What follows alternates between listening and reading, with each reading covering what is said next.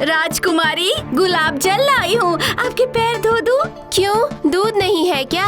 माफ कीजिए राजकुमारी जी, दूध खाने की वस्तु है, इसलिए उसे बर्बाद नहीं करना चाहिए।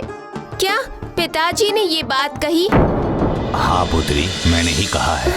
क्यों पिताजी? राज्य में कितने बच्चे और बीमार मनुष्य दूध के लिए तड़पते रहते हैं और उस दूध से पैर धोकर तुम उसे बर्बाद करोगी? पर ऐसे तो मेरे पैर नर्म और सुंदर नहीं हो पाएंगे ना? पुत्री, सौंदर्य का मतलब सिर्फ शरीर का बाहरी अंग नहीं होता, उसे भीतर से भी ग्रहण करना होता है। छोड़ो उसे, आज दोपहर के बाद तुम मेरे साथ राजसभा में बैठोगी। नहीं पिताजी, दोपहर के खाने के बाद मुझे बहुत नींद आती है। किंतु मेरे नहीं रहने के बाद इस राजगद्दी का दायित्व संभालना होगा।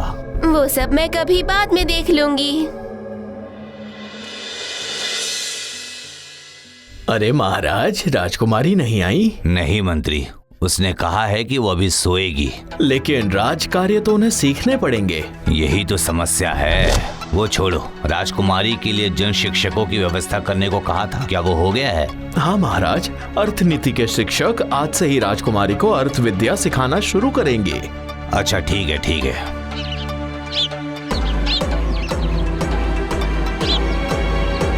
राजकुमारी जी, आपके लिए अर्थ विद्या के शिक्षक इंतजार कर रहे हैं। अर्थ विद्या के शिक्षक? पर क्यों? मुझे किसी शिक्षक की जरूरत नहीं है।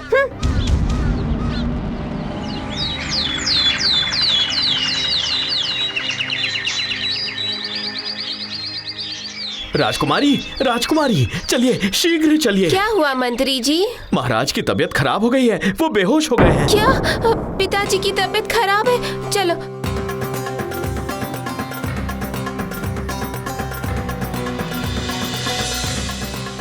क्या हुआ पिताजी? क्या हुआ वैजी ने? आपके पिता एक बहुत बड़ी बीमारी के शिकार हो गए हैं। इसकी दवाई दूसरे देश में ही मिलेगी, उसकी कीमत भी बहुत ज्यादा है। ये क्या मंत्री जी, कुछ भी करके पिताजी को बचाइए। आप दूसरे देश जाने की व्यवस्था कीजिए। ठीक है, पर तब तक राज्य को संभालने की पूरी जिम्मेदारी आपको लेनी होगी राजकुमारी। ठीक है, यही होगा।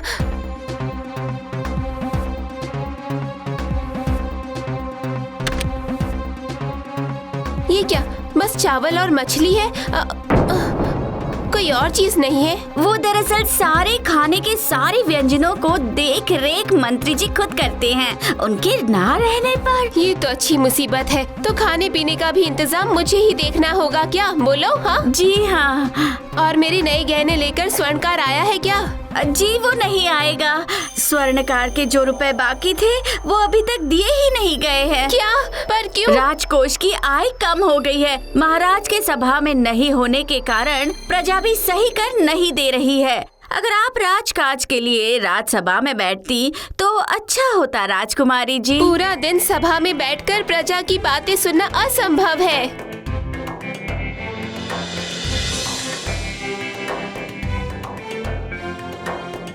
प्रणाम महाराज। हाँ दूत, कहो। जी वो मंत्री जी ने कहा है कि चिकित्सा के लिए और भी थोड़े धन की जरूरत है। ये क्या? पर राजकोष तो लगभग शून्य हो चुका है। पर अगर धन नहीं रहा तो दवाइयाँ वगैरह कुछ भी नहीं मिलेगा। रूपपुत्री, तुम्हारे गहनों के अलावा और कोई भी संपत्ति नहीं बची है। ठीक है, पर ऐसा और कितने दिन चल पाएगा? कहाँ हो सब? कहाँ गई तुम लोग? आज मुझे कौन तैयार करेगा? सभी चले गए राजकुमारी जी। क्या? अब पर क्यों? जी उनके वेतन और रहने खाने पीने में बहुत खर्चा होता था, इसीलिए मजबूरी में सारे दास दासियों को जाने के लिए कहा दिया गया है, इसलिए वो सब चले गए। क्या कह रही हो तुम? हाँ राजकुमारी जी, वो देखिए। ये क्या अनर्थ हो रहा है?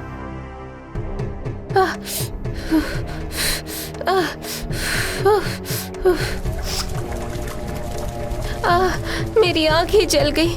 चावल पकने दो, तब तक मैं अपनी आंखें धो लेती हूँ। हाँ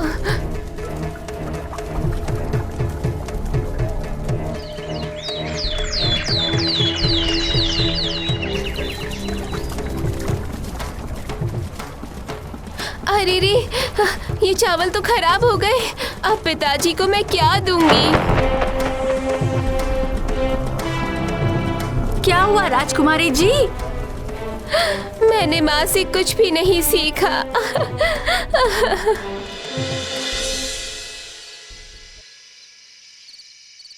अरे रे, धुएं और धूल से मेरे चेहरे की क्या दशा हो गई है। ये क्या, ये बत्ती क्यों बुझ गई? हाँ? तेल खरीदने के रुपए भी खत्म हो गए हैं राजकुमारी जी, इसलिए सिर्फ आज से महाराज के कमरे में ही रोशनी जलेगी। ये अंधकार मुझसे बर्दाश्त नहीं हो रहा, बिल्कुल भी नहीं हो रहा।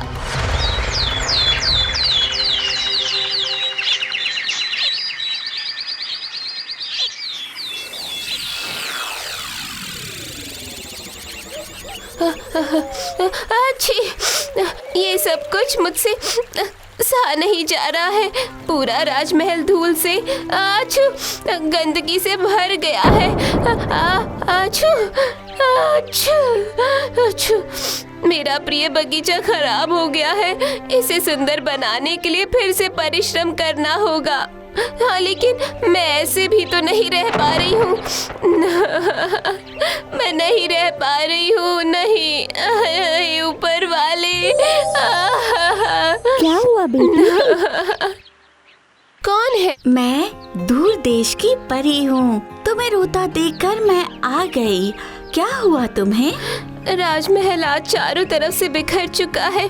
अब मुझसे सहा नहीं जाता है। सुनो, कोई एक परिश्रमी लड़की इस राजमहल की दयनीय स्थिति को बदल सकती है, समझी?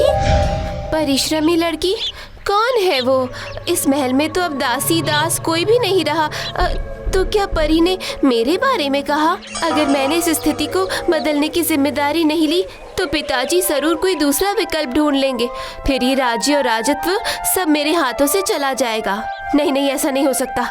इससे अच्छा तो मैं ही, हाँ यही होगा।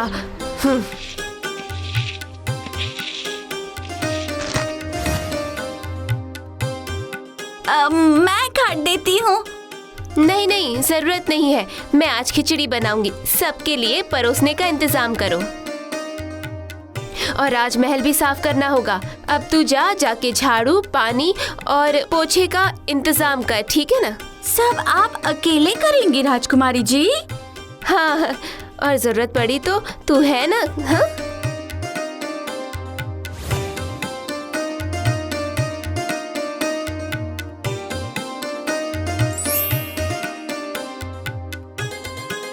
बहुत बढ़िया, बहुत बढ़िया। क्या बात है।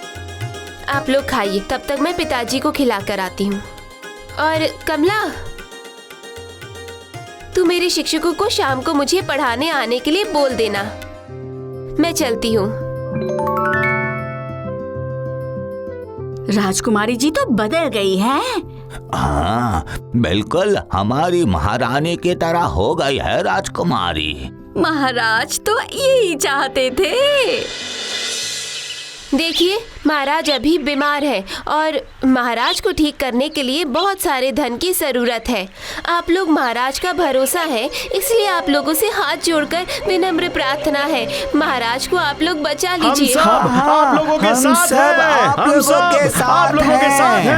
अगर आप लोग अपना बकाया कर जल्द से जल्द राजमहल में जमा कर देंगे तो फिर से राजमहल रोशन हो जाएगा। हम लोग अपना कर लेकर आए हैं।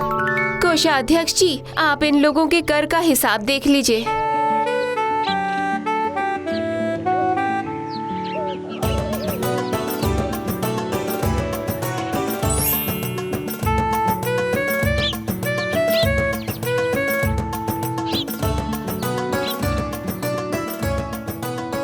तुम बहुत बदल गई हो बेटी। आप तो यही चाहते थे ना पिताजी? सभी तुम्हारी जय जयकार कर रहे हैं। मैं बहुत खुश हूँ। अब तक मैं सिर्फ अपने बाहरी रूप को लेकर घमंड करती थी, उसमें कोई आनंद नहीं था, लेकिन आज आनंद से मेरा मन भर गया है। बिल्कुल सही, तुम अंदर से सुंदर हो गई हो पुत्री। मैं समझ गई हूँ पिताजी, बाहरी नहीं अंदर का रूप ही असली है। महाराज, आओ मंत्री आओ। मंत्री जी, पिताजी की दवाई लाए हैं?